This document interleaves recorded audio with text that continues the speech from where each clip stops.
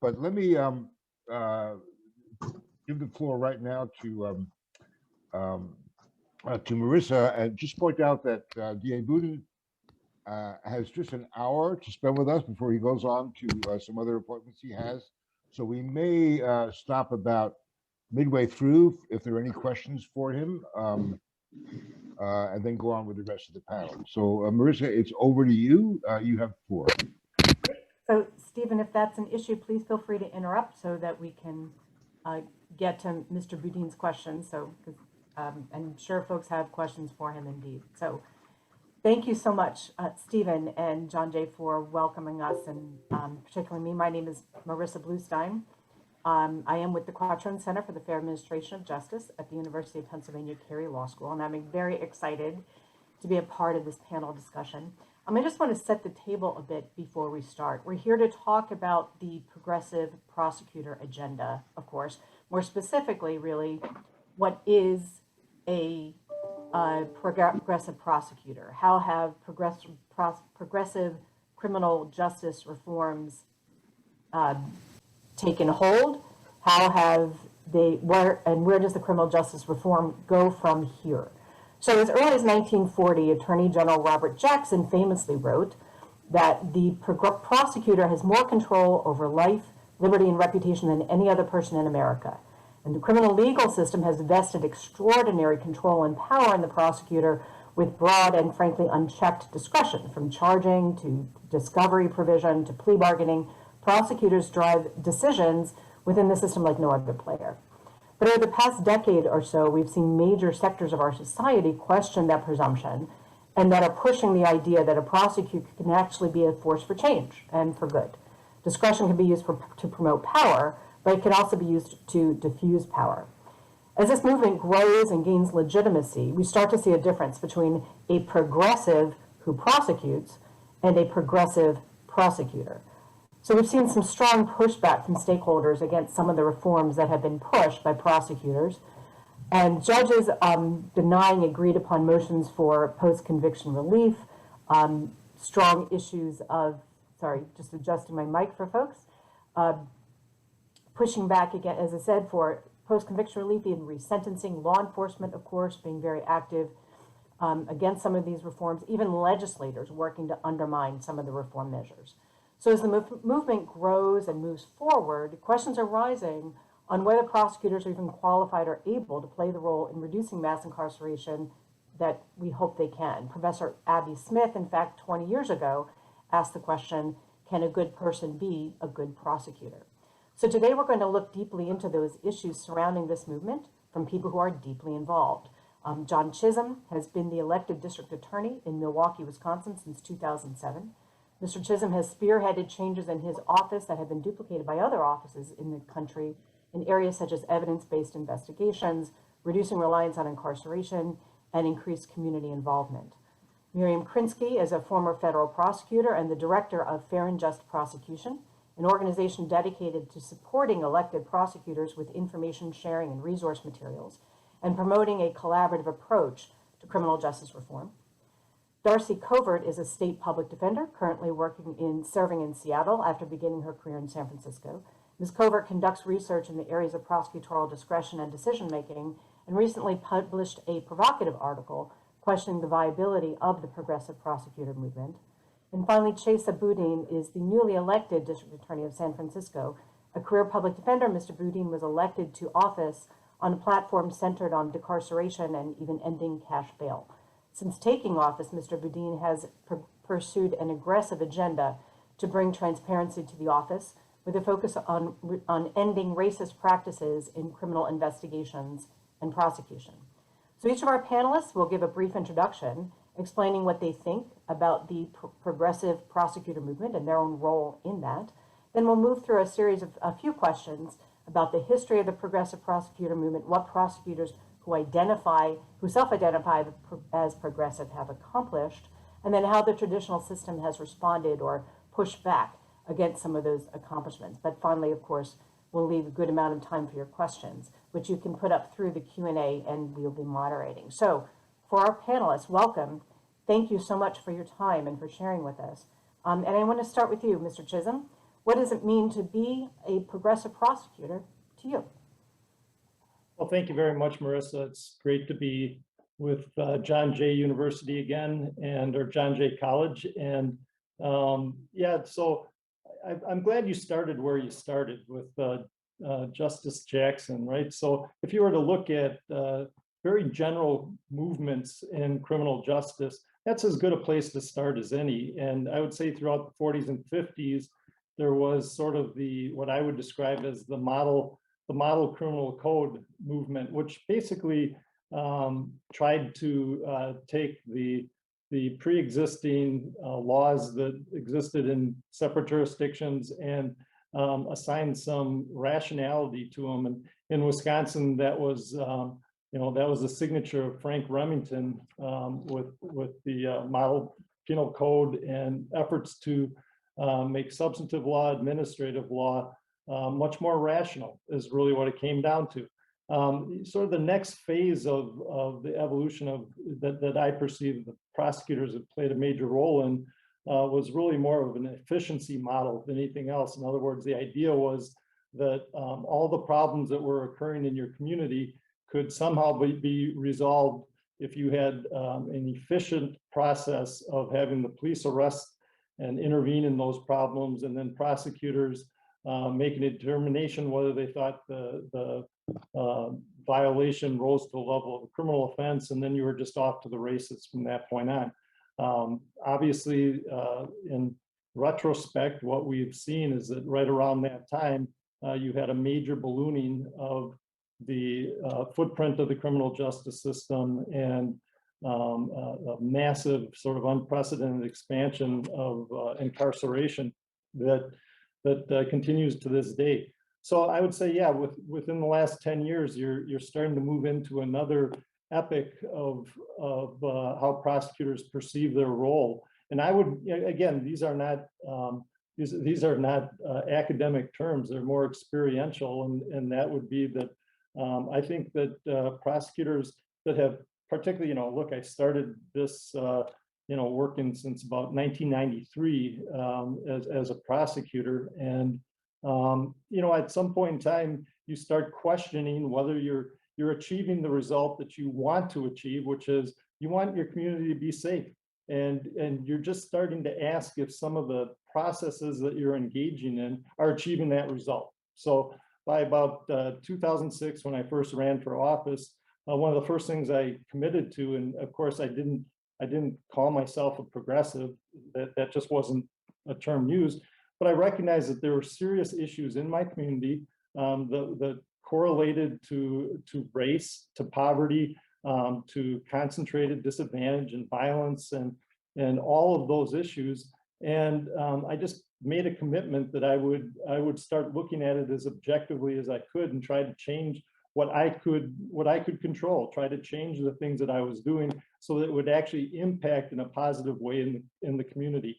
And I think that's the heart of the progressive movement, if that's what you want to call it. I think it's just a fundamental commitment that prosecutors have that says the actions we take have broader consequences than just within the system itself, that what we do can actually impact the community for good or for bad. And so that's that's really how I approached it, and started off by inviting an outside institution, the Vera Institute, to come in and take a look at whether our charging decisions were resulting in disparate outcomes for different people in our community, particularly based on the color of their skin. So that took me sort of down the path of trying to identify problems, contextualize them on whether they were impacting on different parts of our community differently, and then trying to change it. And like I said, from that point on, it's just been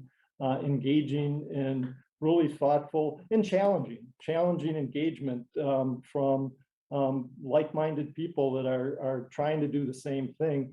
And the final thing I'd say is it's not like you're given a membership card in the progressive movement. I mean, maybe Miriam is, I don't know, but I haven't gotten one. I don't have like miles or anything like that associated with it. But what it really is, and so it varies, right? People committed to that fundamental principle of trying to make their community better by using the authority, the responsibility that we have in a way that actually makes a difference and isn't just running people through the assembly line. I think that's the core of what a progressive prosecutor is just tying what we do to trying to improve the outcomes in the communities of the people we serve. That's how I would view it. Thank you, Mr. Chisholm. So I'm going to ask Chesa Boudin from San Francisco, same question. What does it mean to be a progressive prosecutor to you? Thanks, Marissa, and thank you all for bringing us together. It's great to be on this panel and to see colleagues, friends, and think about a concept and a term that I think has become really watered down. And certainly in the race that I ran in 2019 to be San Francisco District Attorney, it was a four-way race, and all the candidates identified as Democrats, and all of them tried to claim the mantle of progressive prosecutor because the term is in vogue and San Francisco is a progressive town. And so there was a lot of conversation and I think effort to distinguish ourselves in a way that was more than just Democrat or Republican, progressive or traditional. Everyone wanted in my race to be a progressive prosecutor. And I think my friend and former Queens District Attorney candidate Tiffany Caban said it best during her campaign for Queens District Attorney when she said it's not about being progressive or conservative, it's about being decarceral. And if you really want to identify as a progressive prosecutor, in my view, you have to be committed to a vision of public safety that involves moving away from a reliance on incarceration as a primary response or solution to the wide array of social problems that have been dumped on the criminal legal system for decades. So that's what we've tried to do in San Francisco since I took office. We've decreased our county jail population by about 40% in my first year. We decreased the number of people in state prison out of San Francisco by about a third in my first year. And of course, the COVID pandemic has shaped a lot of these numbers and a lot of the challenges that we faced. But I think that's a core part of what it means, in my view, to be a progressive prosecutor. It also means recognizing the history of racial bias and racial discrimination in this country, going all the way back to slavery, and understanding, as Michelle Alexander and Angela Davis and others have so eloquently written about, the connection between the history of slavery and Jim Crow and mass incarceration today, the ways in which our criminalization of so many different kinds of conduct, and including possession of small quantities of organic plant material, have led to the destruction of Black and brown communities in ways that in many instances were quite intentional and were developed by policymakers as a way to continue to hold down communities that could trace their oppression all the way back to slavery. When I ran for district attorney, I ran on a platform committed to ending mass incarceration because I knew from my own firsthand personal experience, visiting both of my biological parents behind bars my entire life, that mass incarceration makes us less safe. It often treats victims as nothing more than pieces of evidence in a quest to secure convictions and prison sentences. It is disinterested in meaningful accountability, preferring to focus on punitive punishment. And it also is disinterested in rehabilitation. It doesn't care about successful reentry or about healing the harm that crime causes in communities. And so progressive prosecutors also have to center and empower victims in ways that are deeper and more complex than simply giving voice to our most retributive kind of cultural tendencies. And it also means, to give you another example of what it means to be a progressive prosecutor, it means enforcing the law equally, without regard to race or how much money we have in our bank account or whether we wear a uniform to work. It means holding police accountable. It means holding landlords and corporations that steal from workers accountable. It's why I started about a year ago now, a economic crimes against workers unit that filed a groundbreaking lawsuit against a gig economy company that was systematically and intentionally violating state law and misclassifying employees as workers, and in the process, stealing wages, stealing benefits, unfairly competing with other corporations in the same marketplace, and also harming all of us as taxpayers by depriving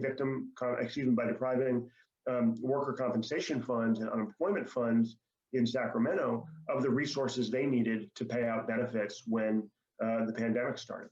Those are the kinds of things that progressive prosecutors need to do. We need to balance public safety and compassion, not just for the people harmed by crime, but also for those we're prosecuting and for their families. We need to remember that the people we prosecute today are often the victims of a crime tomorrow. Crimes occur largely in the same communities. And so we are in many, many thousands of cases, literally prosecuting someone who is also receiving victim services from our office or our community-based shareholders. So we need to break down this false dichotomy that is so often portrayed in the media around, saying there are sort of good people who are crime victims and there are bad people who are criminals. That's not how the world works. And we need to remember that every single case number, every single criminal charge involves real people, real lives, real families, real communities. And that until we break the cycle of incarceration and trauma, we will continue to live in cities and neighborhoods that are impacted by crime. I'm happy to talk more in questions about some of the things we've done, but let me just emphasize, we have filed the first ever homicide charges against an on-duty San Francisco police officer who killed an unarmed Black man. We also filed charges against 2 other police officers for attacks on unarmed Black men. Just yesterday, or the day before now, one of those cases successfully made it through a preliminary hearing, and a judge allowed the charges to go forward to trial. We've also been really proactive in response to the murder of George Floyd and advocating for reforms in policing around things like preventing the city from hiring police with a history of serious misconduct, around urging the California State Bar to prohibit, as an ethical matter, district attorneys and candidates for the office of district attorney from accepting political or financial contributions from police unions whose members we may have to make criminal charging decisions about. We've stopped relying on the testimony of officers with known documented histories of dishonesty or racial bias. We implemented a policy requiring our staff to review body-worn camera footage before filing charges like resisting arrest or assault on an officer, charges that we know historically have been used to cover up police misconduct or excesses. Now, again, if someone does assault an officer, of course we will prosecute that case. But if officers beat someone up and use that charge to cover up their misconduct, we refuse to be complicit. And we've taken other bold initiatives to shape police policy and to push back on the ways in which our office has been complicit in exacerbating mass incarceration over decades. We created a post-conviction review unit and an innocence commission so that we're not just doing justice looking forward, but also looking backwards. We've resentenced over 40 people who were in state prison. Just last week, an 85-year-old woman who'd been in prison since quite literally before some of the panelists here today were born, since the early 1980s, an 85-year-old woman. And we brought her home to her family and community. I think at the end of the day, being a progressive prosecutor means looking at problems we see with public safety and with justice and addressing them at the root. In San Francisco, for example, about 75% of the people police arrest and bring to the county jail are drug addicted, mentally ill, or both. The county jail has become the #1 provider of mental health services. It's inhumane, it's not cost efficient, and it's not effective at actually building safety. So we need to focus on public health approaches to these problems. We need to use arrests not as opportunities to punish and warehouse human beings, but rather to connect people with the kinds of services and supervision that will actually break the cycle of crime and violence in our communities. I'm happy to stop there to make space for others and look forward to questions. Thank you. Great. Thank you very much. So Darcy, Covert, of course, you are not a progressive prosecutor, but you have some very much want to hear your thoughts on what it's like to be a public defender in jurisdictions, or at least what your thoughts are on being a public defender against progressive prosecutor measures and what impact that is. Sure. So thank you for having me. I'm excited to be here today. And I should start by saying, as Marissa said, I'm a line public defender, the only person here whose name is not proverbially on the door. So I should say, everything that I say today reflects my own views and not those of my employer. So I'm glad that we're starting out with this question because before I am the wet blanket on this panel, I do want to be clear about kind of what exactly my argument is. And for that, I think it's kind of helpful to start with where I'm coming from. And I think my job kind of shapes how I think about progressive prosecution in two primary ways. The first is that, I don't shape prosecutorial agendas, and as a result, my kind of first order views about criminal justice reform or what prosecutors should be doing are kind of not relevant. And that's really not where I'm coming from and not my argument. And second, I come face to face every day with the damage that the criminal system does through my clients. And as a result, I really am cognizant that every step, no matter how small, of improvement really does make an impact at the individual level on people's lives. And there really is no question that a defendant being prosecuted by one of these offices is likely in a better position, maybe the same position, but really unlikely to be in a worse position than they would be, if they're being prosecuted by an office run by a traditional prosecutor. I do think that goes both ways, though. And as a result, I'm sort of personally not moved by arguments that progressive prosecutors have made incremental change, and therefore, that is something, that we should be satisfied with. And so as a result of these kind of two things, I'm most interested in evaluating progressive prosecutors, the progressive prosecutor agenda on its own terms. What I mean by that is that I take the progressive prosecutor movement's goals as they are, in other words, what this movement envisions for itself, and ask whether, as currently framed, it's likely to achieve its objectives. And I do think it's important to say at the outset that not every progressive prosecutor, views things the same way. And certainly people like Chesa, I really do think are meaningfully different than many others. But I do think that there's a lot of consistency, and that is really where I'm focused. And in thinking about that and whether, that really is likely to achieve what this movement wants, in short, my answer is no. And I can kind of explain more the details about why that is later. But at a high level, as you've heard about today, the progressive prosecutor movement sets its sights on big change, really systemic change, reducing or eliminating mass incarceration, keeping individuals out of jails and prisons who are there simply because they're mentally ill, addicted to alcohol or drugs, or poor, making sure that innocent people are not convicted. For individuals who are guilty, making sure that they are sentenced proportionately and fairly, and reducing racial discrimination in the criminal system. And yet, I think we would all agree, and I think the progressive prosecutor movement is sort of premised on the idea that those are problems largely, although not entirely, created by prosecutors. But this movement also very much is premised on, and in fact embraces, prosecutorial power, and kind of fundamentally the idea that if you put good people in these offices, that they will use that power for good, and largely kind of to unilaterally, make different decisions, kind of unilaterally dispense justice for defendants.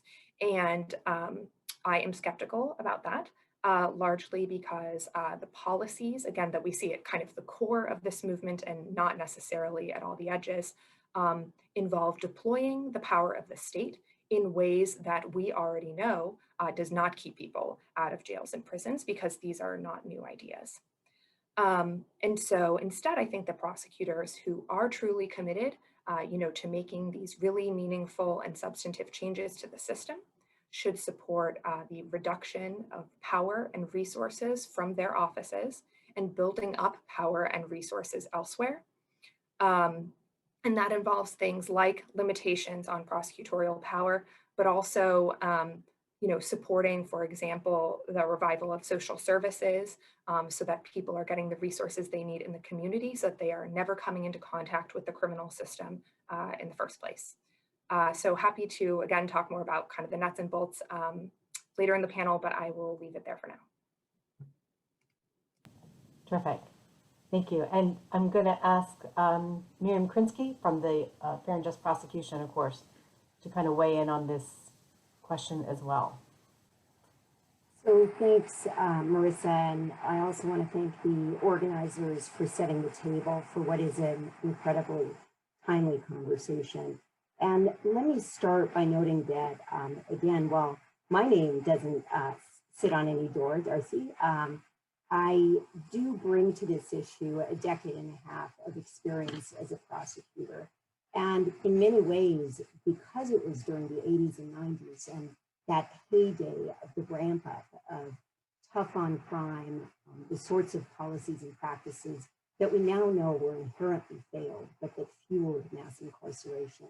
Because I saw the damage that was done. So there are those who have seen the damage from the individual clients they represent. There are those who have seen the damage by being part of a system that we now know dramatically failed. People failed, families failed, communities. That very much led me to the view that we needed to do something different, that we needed to avoid wasting lives, wasting communities, and trying to stem the tide of what too often can become an intergenerational cycle that sucks people into the criminal legal system. So as I think about that label, and I want to echo Stephen's starting point, which is, in my mind, it really is not a helpful label. But as I think about those terms, progressive prosecutor, I think in many ways, and Chesa touched on this, it's both too limiting and too expansive. And let me define what I mean by that. I think it's easy to throw around those terms. And there are many who have self-labeled themselves in that way, who really don't stand for what I think are some of the fundamentals. And I agree with much of Darcy's conceptualization of those fundamentals of what we are striving for. But I also think that too often the terms are too limiting as well. It isn't about, as was referenced earlier, progressive versus conservative. It isn't about a side of the political fence that you sit upon. We know that the impetus for change is bipartisan. We know, and hopefully we'll get to Joseph's question later, that this is rural as well as urban. It's not limited to the big cities. This is a movement that is sweeping coast to coast and everywhere in between. And so when we look around, in my mind, what we have to be asking is not, and this perhaps touches on Claire's question, not who fits that label, but rather what are the standards, what are the principles that we're trying to lift up? And I would suggest, and as Chesa and John know, we often like to try to push folks even further down the track. I would suggest that this is about being decarceral, but it's actually about more than that, because we believe it's about how do we think about moving away not just from imprisonment and a carceral state, but how do we move away from punishment? How do we think about alternatives to punishment and alternatives to the criminal legal system so that we really find ourselves in a place where we are shrinking the size of the criminal justice system. So our 21 principles, which was an effort by a collection of groups, including Fair and Just Prosecution, to try to think about what are the pillars of those standards, those principles we're looking to see advanced, is anchored by, those principles are anchored by two pillars. First, how do we shrink the footprint of the criminal legal system?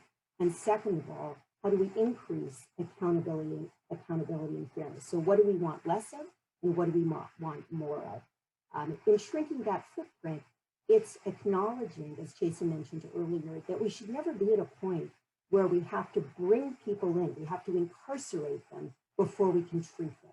We have to invoke the criminal legal system before we can help people. It's about recognizing that our criminal legal system has gotten so large that its footprint has pushed out public health, social services, and so much more that people need. And if anything, if it could just get out of the way and leave space for others to fill, we would be so much better. That the starting point fundamentally has to be, we need a criminal legal system that does no harm. Ideally, we'd like to see it do positive things, but at least if it can shrink itself and get out of the way and do no harm, we would be in a better place. And second of all, how do we think about those elements of increasing accountability and fairness? Things like police accountability, obviously a very timely issue right now as we're starting that beginning of the George Floyd murder trial that all eyes of the nation will be watching. How do we look at new definitions of success that hopefully we can talk about later? How do we have elected prosecutors who can own past mistakes and not simply correct convictions, but also correct the injustices of past excessive sentences so that we can scroll back and look for a second chance for individuals who have been in custody for decades on end and pose no further danger to the community and can return and be valuable members of society. And finally, how do we recognize that, well, absolutely, John was right, we want safer communities. We also need healthier communities. And we can maybe over-police our way at times to safer communities, but those are not healthier communities. So how do we look for elected prosecutors who aren't just trying to be good people, hopefully, but they're trying to be good policymakers. They're trying to look for the elements of changing the system, systemic, fundamental change that can be long-lasting and can try to achieve the sort of North Star that I think Darcy's article and others have so aptly defined. Thank you, everybody. I'm going to call a slight audible here because I want to make sure that we have enough time for Chesa to be able to participate in the conversation and kind of skip through what we had thought about covering, because I think you all did such a nice job of it, which is kind of where has the movement come from and where are we going, and really move into what accomplishments have we seen so far. And I'm going to actually open this a little bit broader than we had originally started, but I want to start with John. You've been on this kind of road since before it was cool, back in 2007, when you were first elected.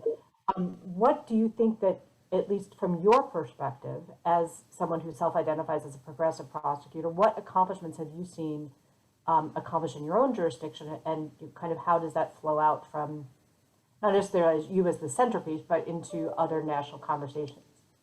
Yeah, so one of the fascinating things to be able to point at is some of the work I've done with Miriam and with Florida International University, Loyola University, of actually doing deep dives on our data and going public with that. And one thing that we can demonstrate is that the approach we've taken has demonstrably impacted on reducing racial disparity. So that's a really significant thing. And in some really significant areas, we can show that there's almost no disparity, right? So that in itself is significant. But I agree, I agree with so many of the points that have been made. And so it's not, that's sort of, again, a measurement of what we do. It's not a measurement of the impact that it's having on the community. So one of the other things that I think has helped change the culture and the relationship of the DA's office with the community is actually changing the role of the prosecutor from being a line prosecutor who takes and reviews frozen moments in time and makes a decision based on that frozen moment in time of whether it meets elements, and you move forward like that, and actually getting the prosecutors out of the courthouse and right into the community and giving them a broad mandate to help solve problems. How about that? Take the experience on the back end when everything's already gone to hell and the damage has been done. Take that experience and then go out into the community and start building team and neighborhood and community relationships so that the community actually helps inform where you put your priorities.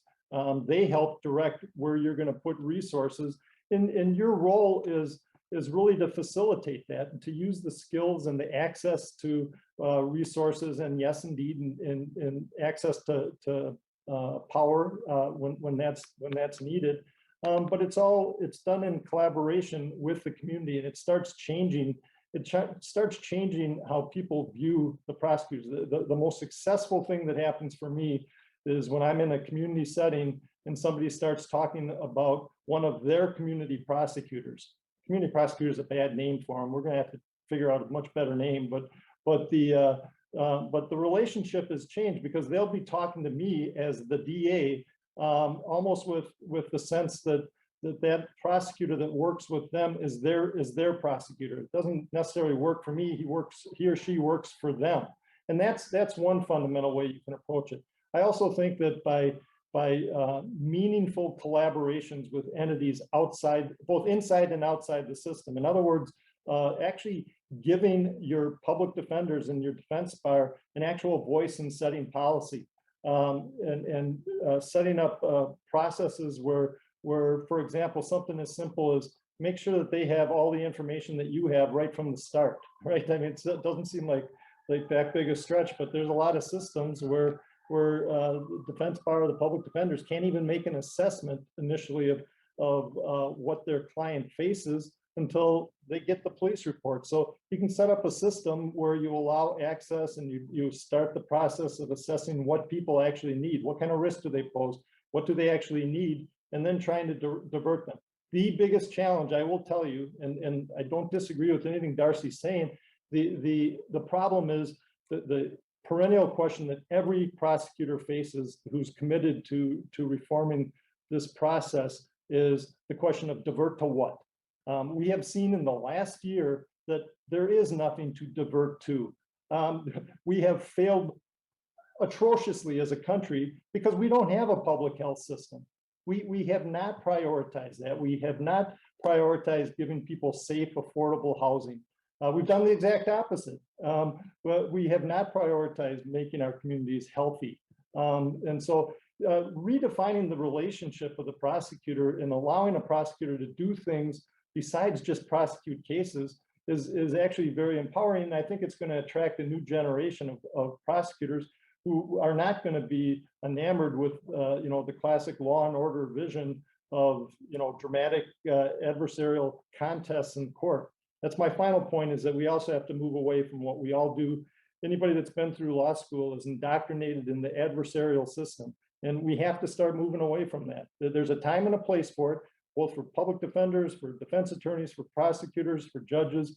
There is an important role for the adversarial process, but we overemphasize it all the time. We just do. We think we can solve all the problems through impact litigation and through all these different things. And that hasn't proven to be true either. So that's my thought. And I think, Darcy, since the public defender kind of bell was just rung on that, I think it's fair to kind of bring you into that part of the conversation as well. And I just kind of wanted to follow that thread in terms of, like, we were talking about accomplishments of progressive prosecutors, but to what extent do you think that it is possible to bring public defenders into that conversation? Do public defenders even want to be a part of that conversation? Sure. So, I mean, that's a good question. Admittedly, not one that I have thought much about. I think very much public defenders do want to be part of the conversation. And I would say, I think John and I, and probably myself and frankly many other people, are a little bit of a different view on this about whether the adversarial system is valuable in this place. Because I think very much my point is that is kind of echoing something that Miriam said, is that in many ways, I think prosecutors should be getting out of the way. And so we shouldn't be asking prosecutors to do more things or different things, but instead to, for example, support, reviving, social services, which as John pointed out, has been just a massive, public failure. But, taking money out of prosecutors' budgets, and as prosecutors supporting that so that those systems do exist and there is somewhere, to divert people that's not court supervision. And to go, I guess, to answer a little bit, your kind of original question, Marissa, about kind of the accomplishments of this movement. I think that they've been mixed. And I should say, of course, like I'm, not the person in the best position to kind of answer this because there's the data that's out there from these offices is pretty limited. But in thinking about, this question as you had posed it to us when we were preparing, I did think about kind of one metric that we could think about, and that's jail populations and how they've changed during COVID. For those of you who don't know, the Vera Institute has been tracking this data. They have actually a really well done website where you can look at this for counties that do publish their jail data. And as I said, I mean, the results, and again, this is just one metric. I'm not saying that this is representative or anything, but the results are really mixed when you look at progressive prosecutors' jurisdictions. There are places where there have been huge improvements, and San Francisco is absolutely one of them. Jail population is down 26% during COVID. In Wyandotte, where Mark Dupree is a prosecutor, down 13%. Jefferson County, which just elected Alexis King, the jail population's down 33%. And then you can move to some jurisdictions that have really prominent progressive prosecutors where the jail population is basically unchanged, like Cook County with Kim Fox, and Larimer County, and then Philadelphia, where Larry Krasner is. And then you move even further to jurisdictions where actually the jail population is up, such as in New York City, where there's not one but two progressive prosecutors, and in Orange County, Florida, where you've had successive progressive prosecutors, and the jail population is up 10%. So I'm not saying that this is conclusive. I'm just saying, to me, I think this demonstrates that it's not enough just to be kind of abstractly committed to reducing the jail population. And, Miriam's organization put out a letter signed by many progressive prosecutors about a year ago, committing to reducing jail populations during COVID. And I think that this may suggest that really the difference is not kind of, are you committed to the core progressive prosecutor platform, but are you committed to going further than that, as some of the prosecutors in some of these jurisdictions have been. And it kind of looping back through that, Chesa, obviously San Francisco was just mentioned as a model for reducing the jail population with that. So you've been in office for now a little over a year, being able to see what kind of, how have you seen your ability to make that change that you wanted to see as a public defender and as a candidate, as the head elected prosecutor for your jurisdiction? How have you been able to see those accomplishments in real life? Yeah, well, I mean, I guess there's a lot to respond to. Let me share, if I can, I'm trying to get it, a report that's really topical in response to some of the points Darcy was making, that we put out, kind of looking at how we had reduced the jail population. And I didn't hear the percentage Darcy said. I guess it was taken from the Vera Institute, but I think it's pretty far off the actual numbers. And maybe that's just a question of, what their starting point was and what their ending point was. That's the nature of statistics. But when I took office in January of 2020, our jail population peaked that month around 1,250 human beings in the jail. And at its trough, in kind of late spring, early summer during the pandemic, we got below 700. We've stabilized in the high 700s. We're currently around 775. So, depending on how you measure it, it's much more like a 40% drop. But I think one of the other things that's important to think about, particularly as I hear some of the criticisms of folks like Larry Krasner and Kim Fox and others who are colleagues of ours, is to remember that, as much as people like to emphasize the tremendous power that prosecutors have, and we do, we don't operate in a vacuum. And one of the things that drives the jail population far more than any decision that I make is police practices. How many people are being brought to the jail every day? And court practices. How quickly are the judges releasing people? We have some cases where we ask for people to be released and the court disagrees and sets bail, even though we object as a matter of policy to any use of money bail. Right? That's a policy I put in place my first week in office. We will not ever sit by and watch the court use wealth as a proxy for incarceration. And yet the court does it sometimes. And similarly, there are cases where we ask the court to detain someone because we believe they are a public safety risk that can't be mitigated by non-monetary conditions, and the court may disagree and not release people.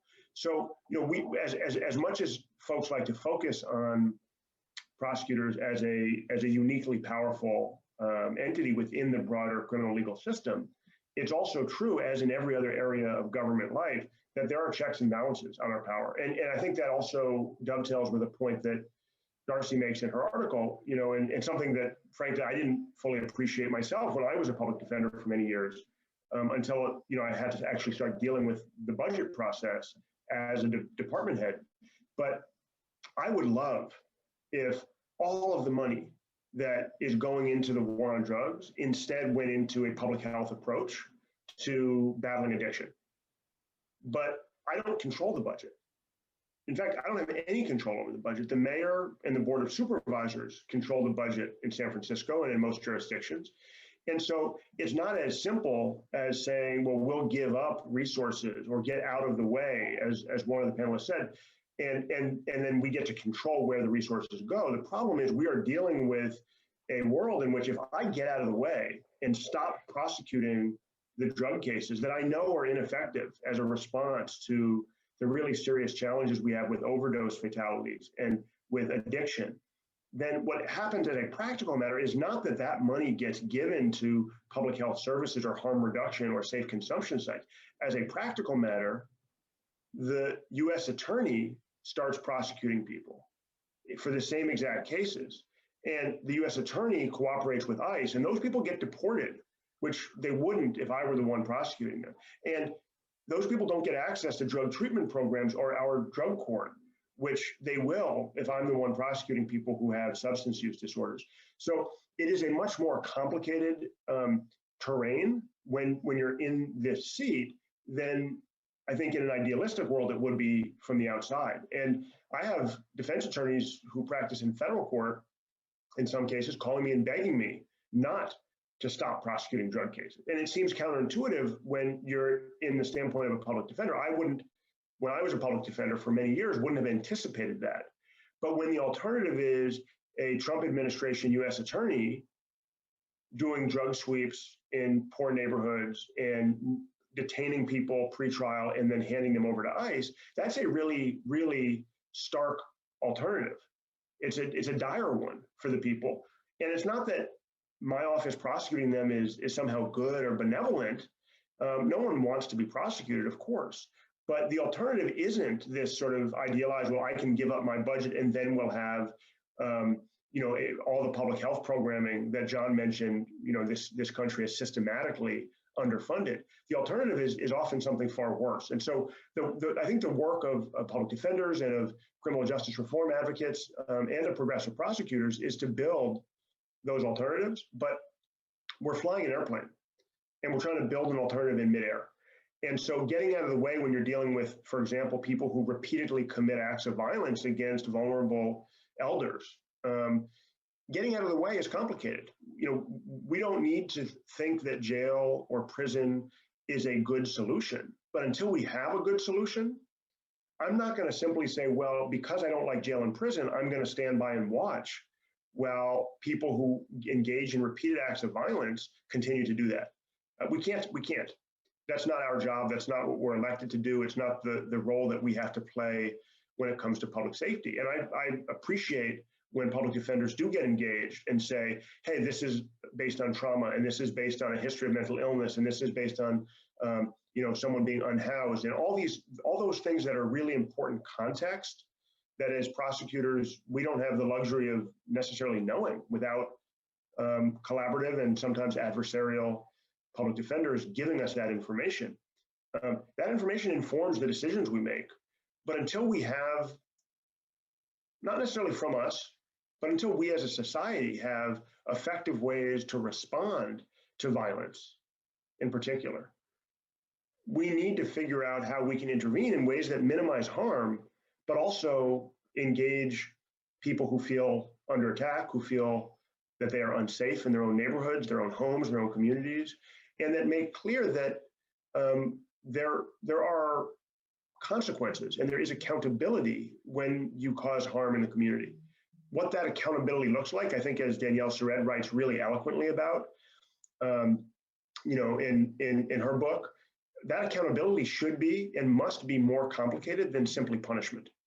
And I think one of the fundamental problems with how so many in the media and in the public think about and understand criminal justice, how they understand accountability is as narrowly defined as punishment. And the more we punish people, the more we're holding them accountable, but that's not true, right? Danielle Surratt explains, I think, it's something I saw through my parents' decades in prison. My father's pushing on closing his 4th decade in prison now. He's been in for 39 years.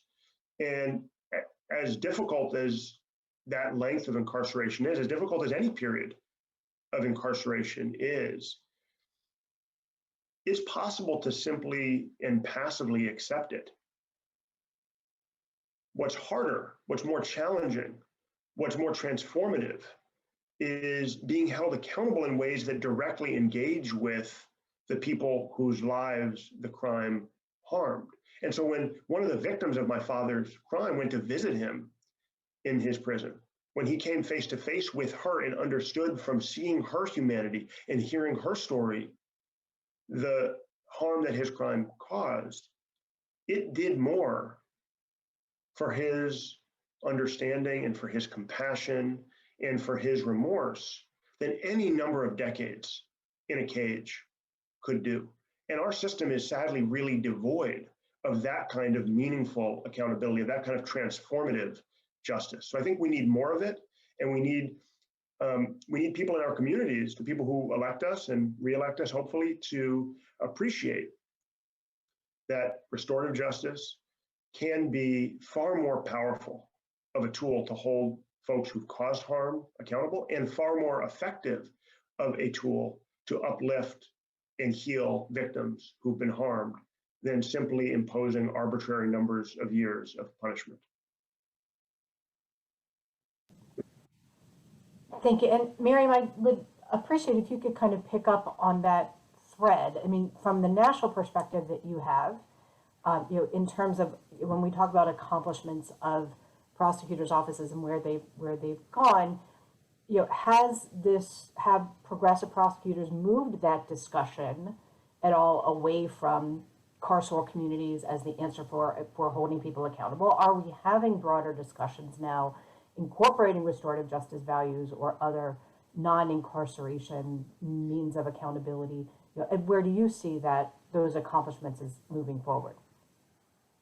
Yeah, no, great question, and I think in some ways just the fact that we're having this conversation, just the fact that Danielle did write a book and people are consuming it and understanding those notions, that how we truly heal victims and survivors, how we heal communities, how we enable individuals who have done wrong to be held accountable and understand the nature of what they did and the impact that it had on others.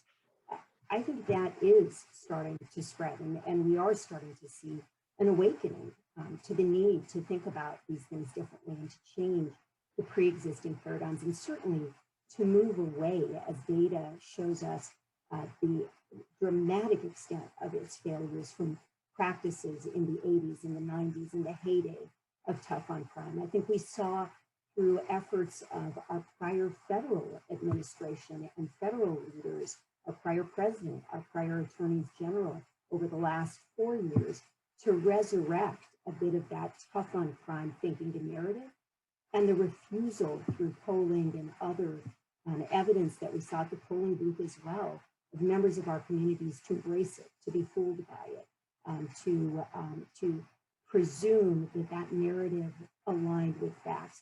I think that's telling. And when you look at the national picture, we obviously know that there are over 2,400 elected local prosecutors in the country.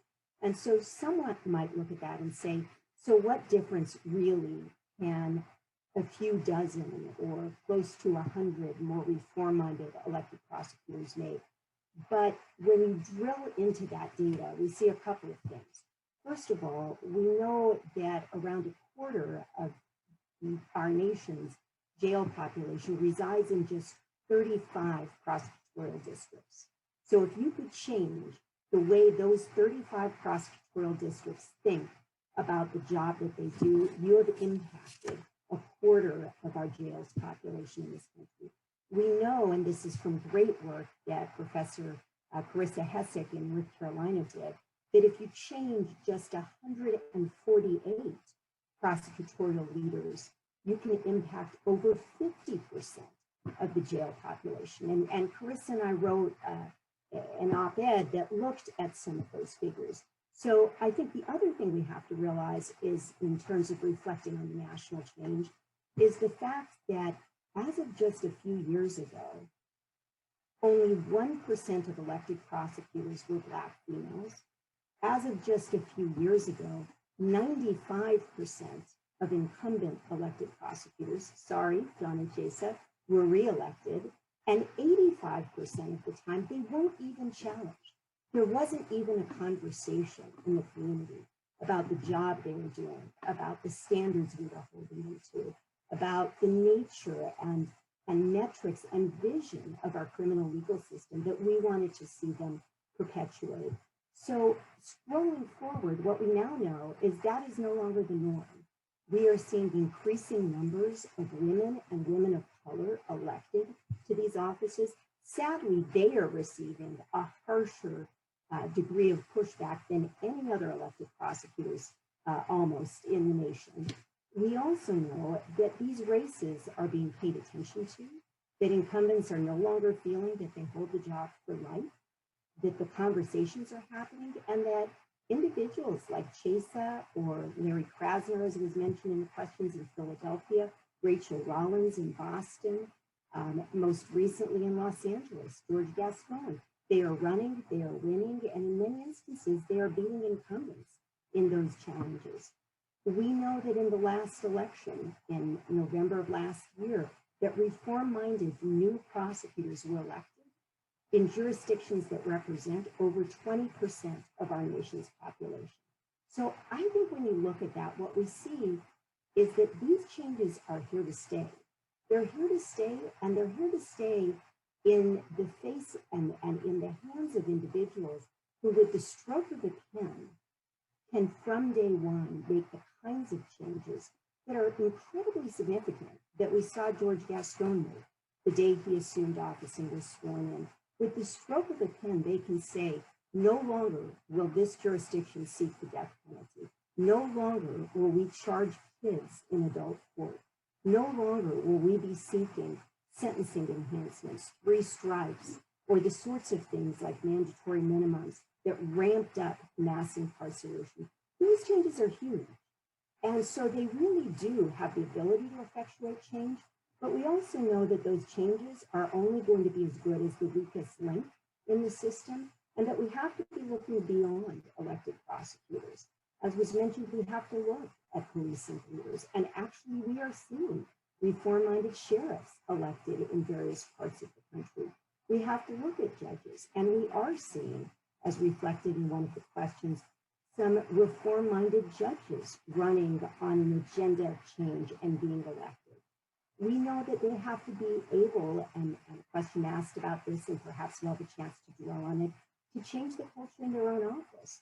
Change is only as deep as that weakest link in the office. So you can change it from the top down, but until you start to change these offices from the bottom up as well, policies may only live on paper. And implementation is going to be critical if we're truly looking to turn many of these large ships.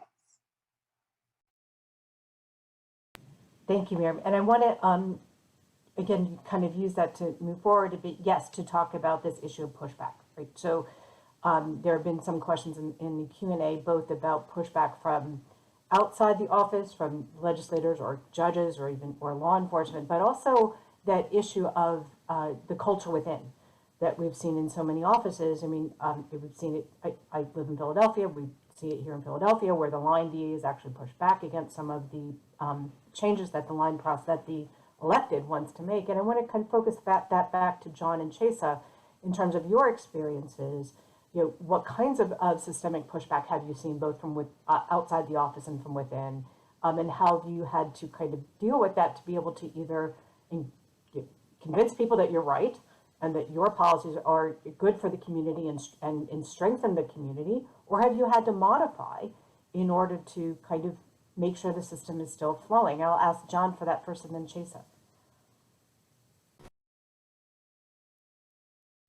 Sorry about that. So I was really fortunate in the sense that I had an office that had a culture that had been told from day one when he entered the office is that your job was to do justice, that we didn't count victories, we didn't count losses, we counted doing things to the best of our ability the right way. So I was fortunate with having an internal culture that valued the ethic of just doing the best you possibly could, and not looking on this and just understanding that you were dealing with real victims, real defendants, real people, and addressing them that way. I was also fortunate because as I engaged in this process, I was supported by, you know, people are afraid sometimes to bring outside people in to look at your operations. It turned out to be the exact opposite for me. By bringing outside entities in who wanted to work with us in good faith, they did two things. They actually worked with the people in our office to explain, for example, why are we going to study ourselves as it relates to the live wire issue of race. What if the results are that it looks really bad? You know, and that frightens people. Look, I'm not a racist. You know, when I make these decisions, I'm not intentionally doing anything like that. And just having people be able to come in and explain that that's not the point. The point is we want to look at this to find out if, in fact, in the aggregate, we're doing something that is just impacting in a disparate, unfair way. And then we get to do something about it, right? Then, okay, we're going to change policies. We're going to change practices. We're going to do something about it. The exact same thing had to be done with the community. And the advantage I had is I was able, in my first election, I was able to walk out with a guy named Wayne McKenzie, who was an experienced deputy DA from the Brooklyn DA's office, who was on loan with the Vera Institute. And he went to the community with me and said, hey, look, this guy's willing to do this. And, you know, this is potentially going to come up with some information that might not look good. Are you going to give him a chance? Are you actually going to allow him to objectively look at it and then solve the problem? So that's the approach that we've always taken.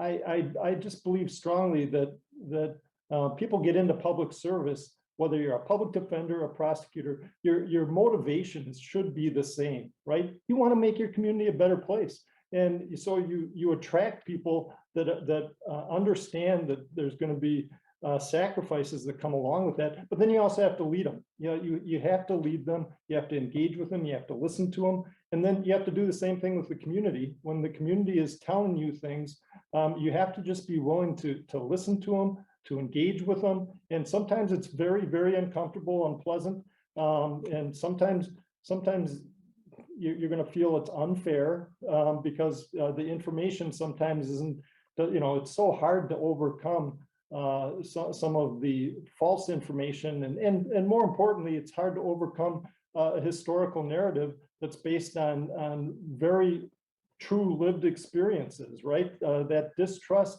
isn't a phantom. It's based on real lived experience. So that's what you're confronting each and every day to try to make sure that ultimately you change a culture, right? You change the culture within your office, but you're also trying to change the culture of the office's relationship with the community. And Chesa, your thoughts on that?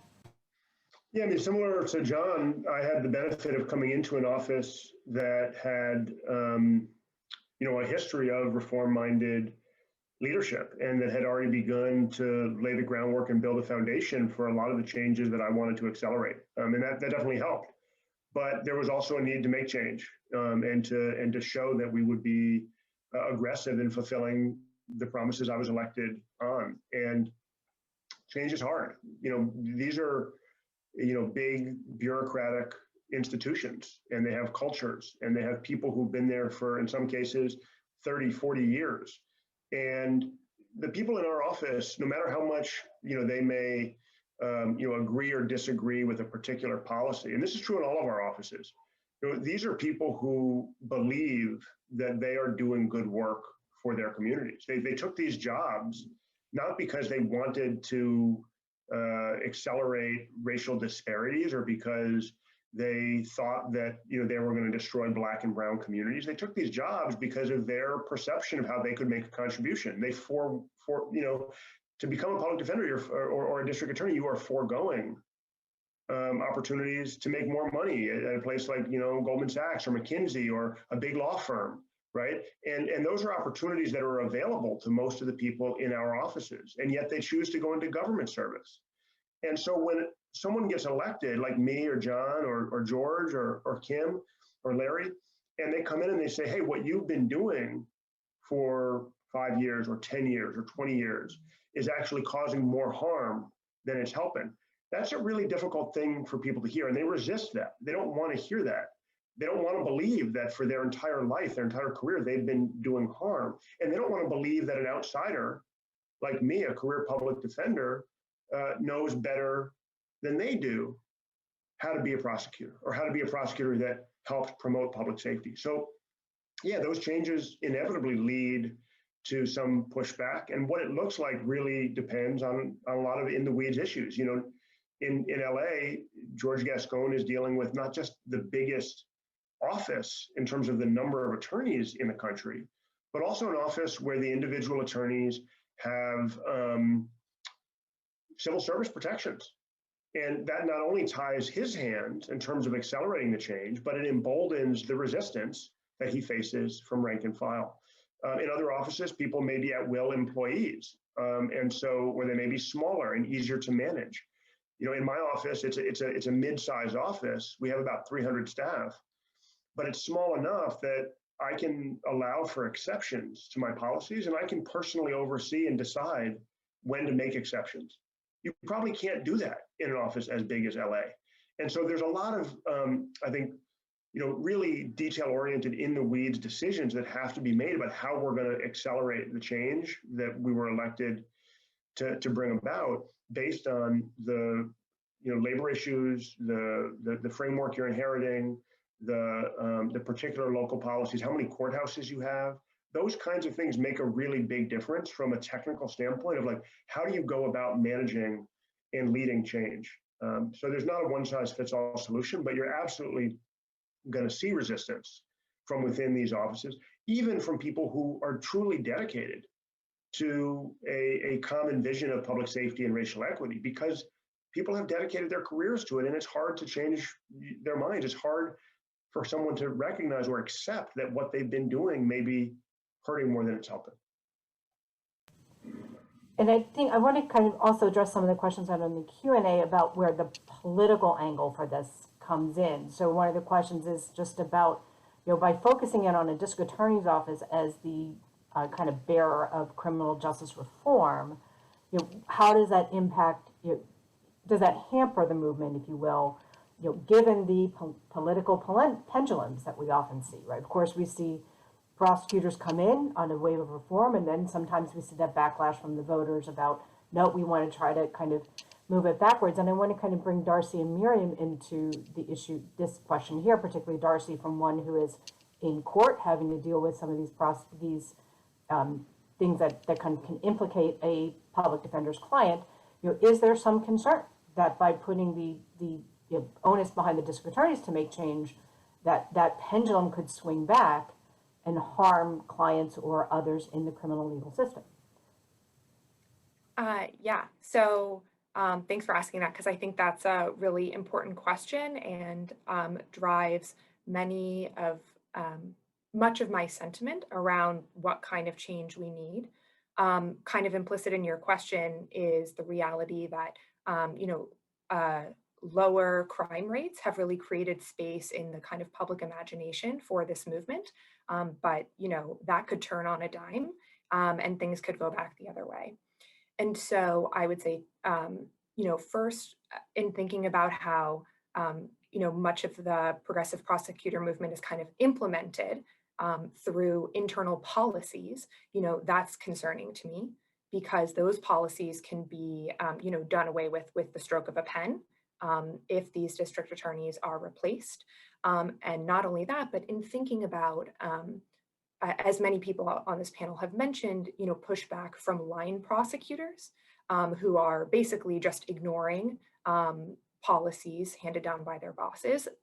These internal policies are not judicially enforceable. So if you're a public defender, the prosecutor, in court that day is not following office policy. What are you going to do about that? You can't appeal to the judge. And then second, this is very much why I think we need kind of structural reform, moving power and resources away from these offices. And I certainly don't mean to suggest that that is easy. As Chesa pointed out, these decisions involve several institutions. In many cases, prosecutors are not the ones, ultimately making the decisions. But I do think that there's a long history of prosecutors opposing legislative and judicial reform, taking funds away from their offices. And Miriam's article that recognizes the importance of, leaving district attorney associations, which have been very much the kind of organizing point for these resistance kind of efforts, go a long way to that. And so really, I think that supporting this change, understanding, of course, that prosecutors are not the only ones making decisions, so that, if these district attorneys are replaced, we're not seeing the kind of reallocation of these things towards, going back to the way things used to be. I think that, that's very much why I think kind of really structural change is a big part of what we need to maximize the impact that this movement could have. And Miriam, you spoke before about the kind of staying power, if you will, about progressive prosecutors kind of surviving challenges from the political whims. How do you see that this impacting the kind of things that the prosecutors are trying to implement? Are they at risk of being undone if it's not a broader political movement? Absolutely. I think that we have seen tremendous opposition and attempts to unseat some of the individuals who came into office in 2016 and put massive changes into place over the course of their tenure. We saw a number of groups and individuals try to unseat Kim Gardner in St. Louis. We saw some money from police unions and others in that race, invested in the race in Kansas City, Kansas, in Wyandotte County, that Darcy mentioned earlier, in regard to Mark Dupree's race, obviously in Chicago, in relation to Kim Foxx. All of those individuals were reelected. So yes, we see the pushback, but we haven't yet seen the pushback succeed. And I think we should be heartened by that, because as we think about that question that you asked, Marissa, the swinging pendulum, I completely agree with Darcy that the ideal is to hardwire change, to not enable things to revert backward. But the way we get there, in my mind, is by trying to support leaders like Chesa, like John, and others who are willing to show the value of that change, and to have data and researchers and others be able to underscore and prove the concept. So first, we need to dip our toe into the sort of stream of change and be able to convince people, including voters, that those changes worked, and then hopefully see those changes become part of the fabric of our legal structure and the voters understand and engage in those races. And again, I think we should be heartened by the fact that this so-called movement, it's growing in number. It is becoming a new normal.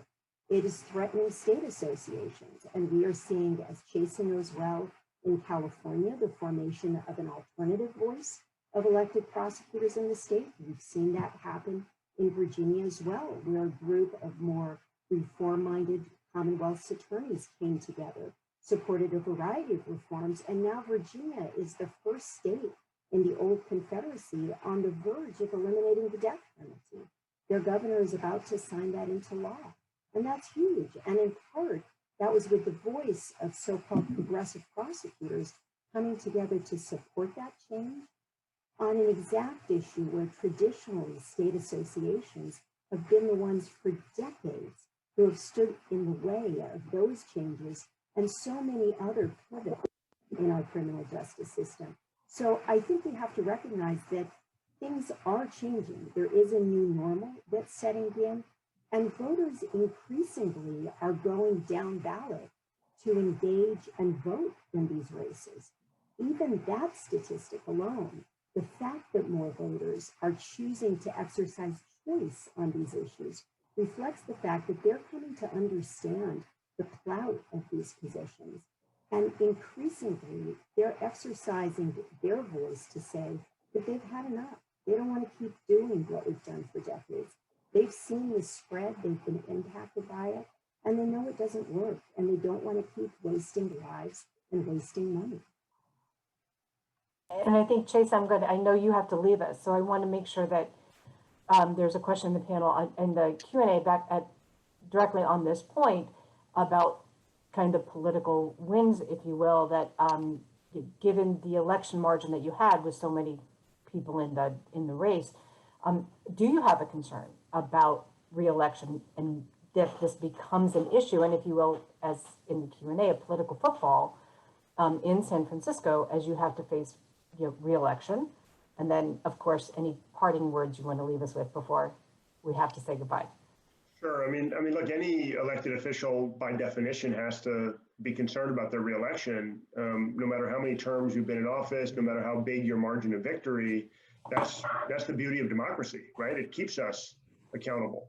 It keeps us thinking about responding to the needs of the people that we're, privileged enough to be able to serve every day in these jobs. And frankly, it's one of the fundamental differences that I see every day in my work as district attorney compared to what I experienced when I was a public defender. When you're a public defender, and I loved being a public defender, I love the work that public defenders do, your ethical obligation is really narrow. It's really simple and clear. I mean, you have a client and you have to fight like heck for that client. And there's something that is really pure about that obligation, right? You know that these individuals, whether they're charged with misdemeanors and, in your first couple of years in the office, or whether, when you move on to felonies or life cases, they depend on you. And your job, ethically, morally, your job is to fight for them and to hope for the best in the future. Meanwhile, as district attorneys, we represent indirectly the same people that the public defenders represent. They are part of the people that we represent. But we also represent the victims of their crimes. We also represent people who may read about those crimes in the news and be scared, or people who have their own experiences with perhaps negative interactions with police or the courts. And we have to find a way to do justice as we seek fair outcomes for everyone we serve. And so, yes, we think about re-election. We think about how we can both lead and also be responsive to the fears and concerns that people have in the communities we serve. And I think, hopefully over time, and hopefully we in this movement have the time to allow folks to see that this is more effective, to let the data speak for itself. There were, just to give you an example, going back to a point Darcy made in the very beginning about jail reduction, there are so many people in police unions, in conservative TV talk shows, who would swear to you that if you reduce the jail populations, the prison populations, crime will surge, right? They would have you believe that people who are incarcerated are all dangerous and violent. And if we don't have them behind bars, they will harm us. And what we've seen in San Francisco, and we document this in the report that I linked to earlier, is in fact the opposite. We saw a virtuous cycle where as the jail population decreased, crime rates also fell. And because police were bringing fewer people to jail, it was easier for us to focus resources on finding safe reentry for those who were still there. And in the process, we identified people who never should have been in jail in the first place. We found a woman in our jail who was pregnant, who had no criminal history, and who was serving a jail sentence on a misdemeanor, high-risk pregnancy during COVID. So we got her early released. We got her placed in a residential prenatal facility where she and the baby got the care they needed. And I'm really excited to be able to share with you that she gave birth to a healthy baby, that she stayed sober, that she has not been rearrested, that she's on her way to long-term supportive housing. Those are the kinds of outcomes that we can achieve when we have the space and the focus. And those are the kinds of virtuous cycles that we can build when we work together, when we have the space and the support from the left and the right, instead of the criticism that I think is all too often what we experience from all sides. And you know, there's a fine line between criticism and creating political space to go further and do more. But we need folks who are advocating for reform, who are advocating for us to get out of the way, to step up and build the alternatives, right? I would be happy to stop prosecuting drug cases. I would be happy to do it. But we need someone with medical experience, with budget authority, to begin building back all those institutional systems that John mentioned don't exist. We need them to exist so that we can stop doing things that we know are ineffective and harmful. And I hope that we have time to do it. I'll just end with a reflection, which is a lot of people have asked me in recent interviews, well, you've been in office 14 months now, and have you been able to accomplish your goals? And how do you judge your successes and this and that? And it's like, well, yeah, we've had a pandemic. I've barely been able to go into my office. The problems that we're trying to change and challenge took decades, if not centuries, to build up, right? We know that the issues we see are rooted in inequality in healthcare and housing and education and employment, and we're kind of the end of the line. And so, no, I didn't expect that I'd be able to solve all those problems in a year. Probably not even in a full term in office. These are problems that are going to take long, hard, collaborative efforts to make a noticeable difference. And I believe if we have the time and the space, then we will move towards a world where we don't need prisons or jails, whereas Angela Davis theorized many years ago, where prisons may eventually be obsolete. But it's not going to happen overnight. It's going to take a lot of difficult decisions and a lot of hard political collaboration along the way.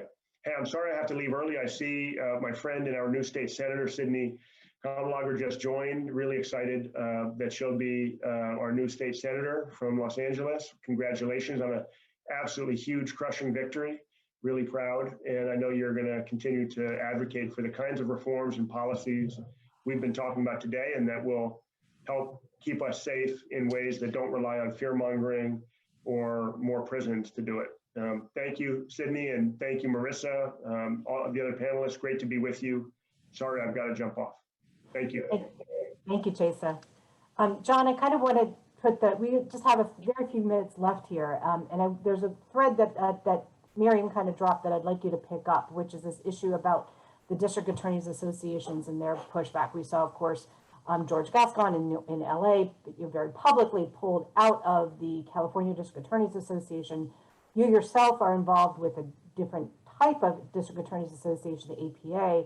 And just wondering if you could briefly comment on that issue in terms of what you see from fellow prosecutors associations and groupings, and kind of the, inter-squabbles maybe that kind of come up to that. I think that's putting it a little bit too lightly, but how do you see that impacting? And then I'm going to be just asking for each of you to kind of give a couple very brief, maybe 30-second kind of wrap up. But John, if you could focus on that for a moment. Yeah, first of all, I just want to, I'd almost rather just end on Miriam's optimistic note and Checham, his optimistic note as well.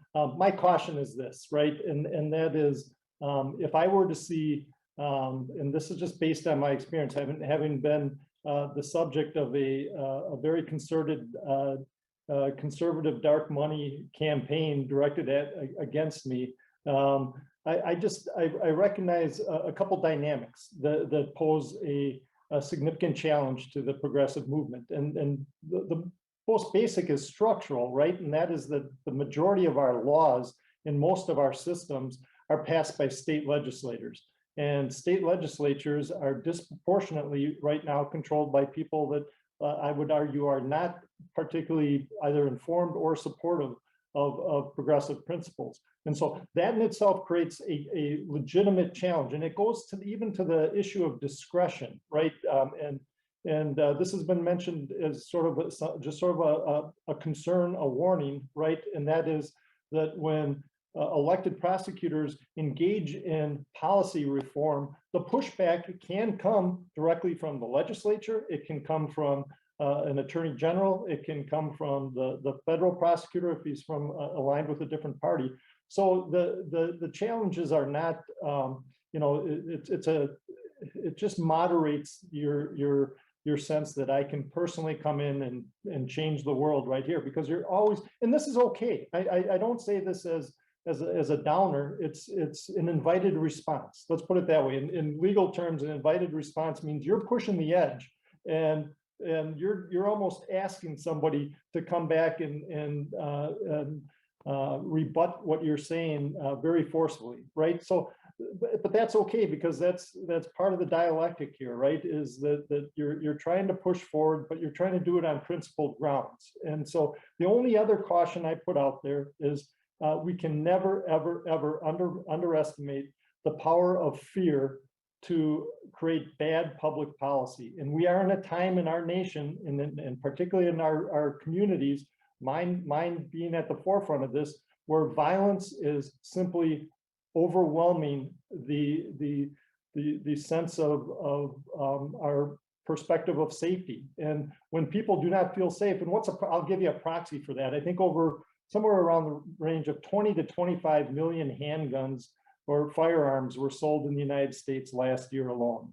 They estimate 4.5 to 5 million new purchasers bought firearms last year. I use that as a proxy, right? I mean, that means that people have a sense of unease. They do not feel that they're safe. And when that is amplified by false information and is deliberately manipulated, you can come up with bad policy, bad law, bad practices really quick. And so one of the things that you have to consciously and repeatedly engage in is, again, just trying to communicate through data, through stories, what is actually taking place, and take different approaches to try to prevent where you can prevent, intervene intelligently, and try to rely on suppression methods as really the last resort. I mean, that's what, but the progressive message is very difficult to get through when, like in my community, we had 191 homicides last year just in the city of Milwaukee, 215 for the county. Really hard to make an argument about system reform when that's what, 800 people non-fatally shot. I'm just telling you, it makes it difficult. It does. I'm getting the wrap-up music here from the organizers, but I do want to give Miriam and Darcy a chance to kind of give a very brief wrap. So where do we go? From here? If you could do that in 60 seconds or less, I'd appreciate it. Miriam, then Darcy. Yeah, so let me maybe use my 60 seconds to make a plea to those who are listening, namely the individuals who are telling this story, and just underscore the extent to which all of you can be part of the solution.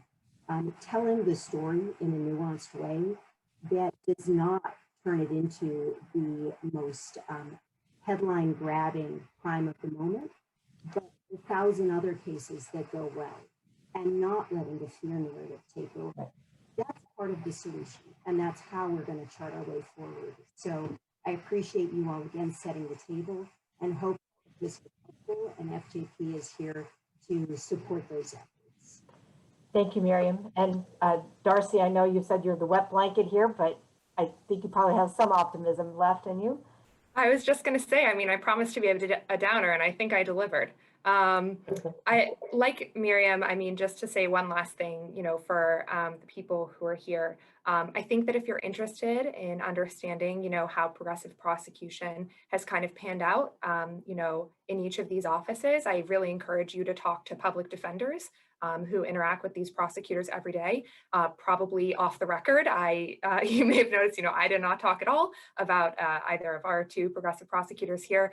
But I think that those individuals, particularly who were in those offices before there were progressive prosecutors, can really, you know, shed a lot of light on how things have changed or have not changed.